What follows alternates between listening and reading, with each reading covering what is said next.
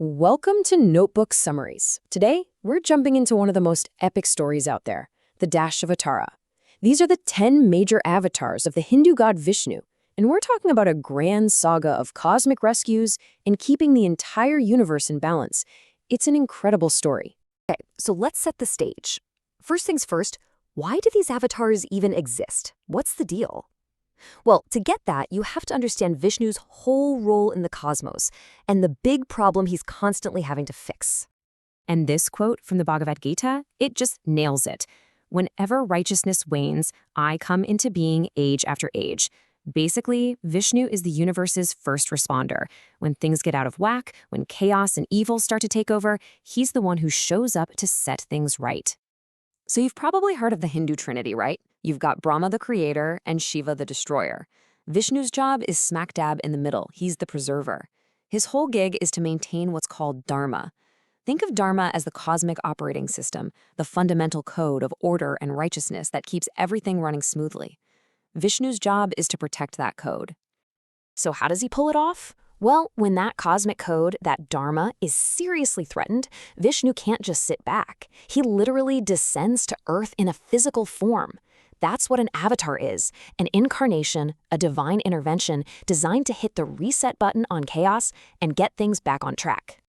All right, let's get into the first 4 saviors. These guys show up in a really primal, ancient world. We're talking about threats that aren't just about society, but about the survival of life itself. And this is where things get really cool. There's this incredible interpretation that a lot of people point to. If you look at the sequence of these first few avatars, it's like a parable for the evolution of life on Earth. It's pretty mind-blowing. I mean, just look at this progression. It's absolutely brilliant. You start with Matsya, a fish who's completely in the water. Then you get Kurma, the turtle, an amphibian at home in water and on land. After that, Varaha, the boar, a pure land mammal. And it culminates in Narasimha, this incredible man-beast hybrid. It's a direct parallel to our modern understanding of evolution, right there in these ancient stories. How amazing is that? So it all kicks off in the ocean. A massive, world-ending flood is coming to wipe the slate clean. That's when Vishnu shows up as Matsya, the giant fish. And he doesn't just save one guy, Manu. He guides his boat carrying the seeds of all life, and just as importantly, the sacred Vedas. He's saving not just the hardware of existence, but the software of wisdom too. Okay, next up, we're at the boundary between land and sea. The gods and the demons are trying to do this insane thing, churn the entire cosmic ocean to get the nectar of immortality. Their churning rod is an entire mountain, but it starts sinking into the muck. The whole project is about to fail. So what does Vishnu do? He becomes Kurma, a turtle of unimaginable size, and props the whole mountain up on his back, providing the solid foundation they need. Now, life is fully on land, but a demon named Hiranyanaksha does the unthinkable. He literally steals the earth goddess, Bhumi, and drags her down to the bottom of the cosmic ocean. So Vishnu becomes Varaha, a massive, powerful boar. He dives into that cosmic sea, battles the demon for 1,000 years, and then hoists the entire earth back up on his tusks. A literal world-saving moment. This next one is the bridge from animal to human. You've got this demon king, Hiranyakashipu, who got a boon that basically made him invincible. He can't be killed by a man or a beast, not indoors or outdoors, not during the day or the night. He thought he'd covered all the bases. But Vishnu's solution is just genius. He appears as Narasimha, who is neither man nor beast. He attacks at twilight, neither day nor night. And he does it on the threshold of the palace, neither inside nor out. He found every loophole in the contract. Absolutely brilliant. Okay, shifting gears now. The world is saved, life is established. Now, the avatars start appearing in fully human form, and their mission changes. It's not about saving the planet from primordial chaos anymore. It's about building a decent society for the people on it.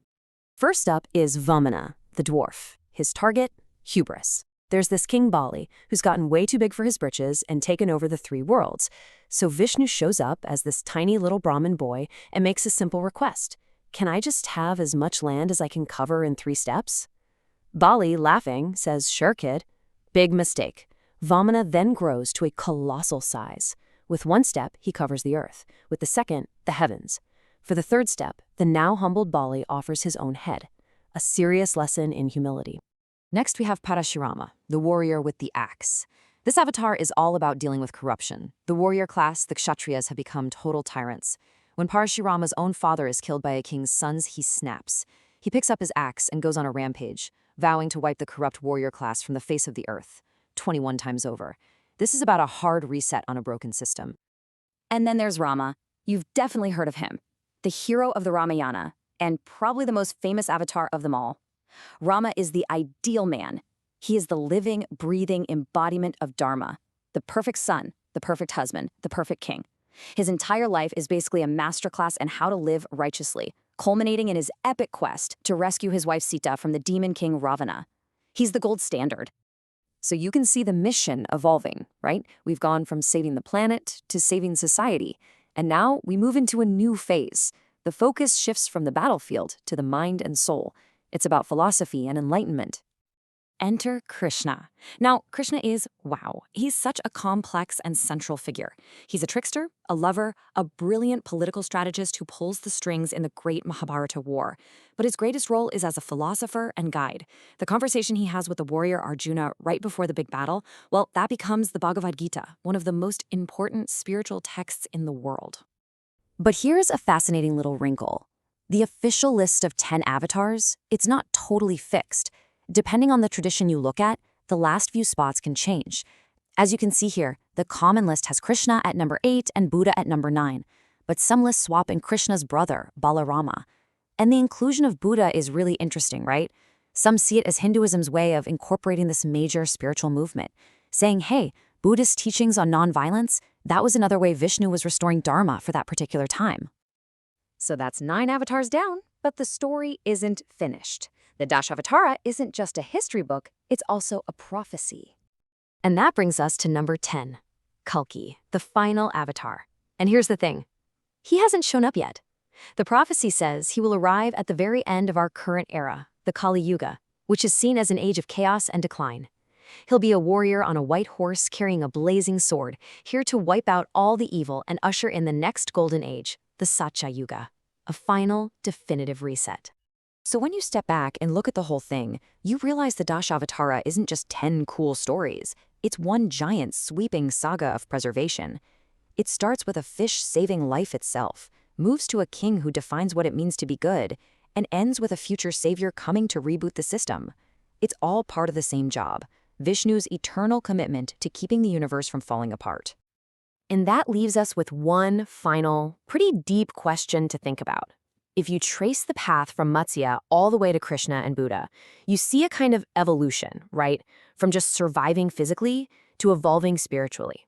So what does that say about Kalki? What does it mean that the final step is a warrior who comes to clean house and start a new golden age? What does that tell us about where we might be heading?